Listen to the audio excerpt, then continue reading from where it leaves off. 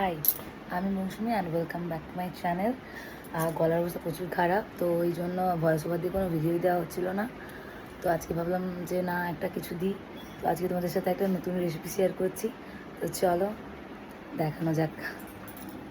খুব অল্প ইনগ্রিডিয়েন্টসই লাগবে, যেগুলো সবই রান্নাঘরের মধ্যে পেয়েই যাবে। সয়াবিন, সাদা তিল, বাদাম, কাঁচা লঙ্কা আর একটু কালো জিরে, শুকনো লঙ্কা।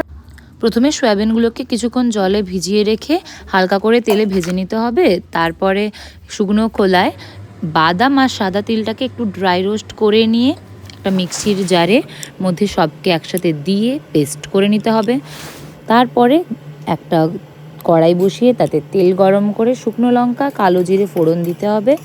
দিয়ে তেলটা গরম হয়ে গেলে পেস্টটা দিয়ে দাও, আর দিয়ে পেস্টটাকে একটু ভালো করে নাড়াচাড়া করে মাখা মাখা হয়ে এলে অল্প পরিমাণে চিনি আর স্বাদ মতো নুন দিয়ে একদম আরও টাইট টাইট হয়ে এলে উপর থেকে সর্ষের তেল ছড়িয়ে রেডি। গরম গরম ভাতের সাথে খাও। সয়াবিনের ভর্তা, এটা ভর্তা টাইপেরই একটা রেসিপি, যেটা খেতে খুবই সুন্দর লাগে। তো তোমরা ট্রাই করে দেখো আর জানিও আমাকে কমেন্টসে কেমন লাগলো। যেদিনকার তোমার খুব একটা বেশি কিছু রান্না করতে ইচ্ছে করছে না, বা বাড়িতে হয়তো সেরকম সবজি নেই, তো সুন্দরভাবে এটা বানিয়ে নিতে পারো, কিন্তু খেলে সবাই খুশি হয়ে যাবে। বাই।